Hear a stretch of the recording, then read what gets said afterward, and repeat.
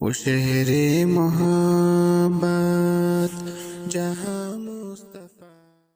نحمده ونصلي على رسوله الكريم.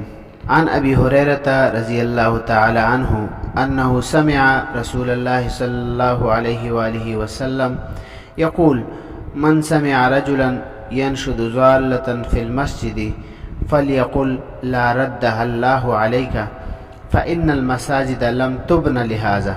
رواہ مسلم. حضرت ابو ہریرہ رضی اللہ عنہ سے روایت ہے کہ انہوں نے نبی کریم صلی اللہ علیہ وآلہ وسلم کو فرماتے ہوئے سنا کہ جو شخص کسی آدمی کو مسجد میں گمشدہ چیز کا اعلان کرتے ہوئے سنے تو اسے چاہیے کہ وہ یہ کہے: اللہ تعالیٰ تجھ پر یہ چیز نہ لوٹائے، اس لیے کہ مسجدیں اس کام کے لیے نہیں بنائی گئی ہیں. اس حدیث کے تحت صاحب سبل السلام فرماتے ہیں: والحدیث دلیل علی تحریم السوال عن ضالۃ الحیوان. حدیث سے معلوم ہوتا ہے کہ گمشدہ چیز کو مسجد میں تلاش کرنا مکروہ تحریمی ہے. اسی طرح علامہ محمد یوسف بن نوری رحمۃ اللہ علیہ فرماتے ہیں کہ مسجد میں گمشدہ چیز کی تلاش کی دو صورتیں ہیں. ایک ان دونوں میں سے زیادہ قبیح اور مذموم ہے، وہ یہ کہ چیز کہیں مسجد سے باہر گم ہوئی ہو اور لوگوں کے اجتماع کی وجہ سے اس کو تلاش اور اعلان مسجد میں کروایا جائے.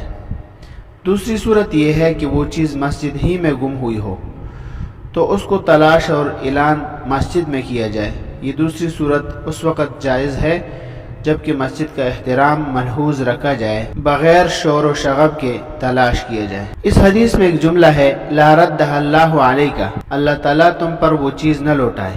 علماء فرماتے ہیں کہ یہ جملہ سننے والا زور سے کہے تاکہ اس سے اس کو زجر اور توبیح اور عبرت حاصل ہو اور وہ اپنے نامناسب فعل کی سزا پائے اور آئندہ کوئی بھی ایسی حرکت کرنے کی جرات نہ کر سکے.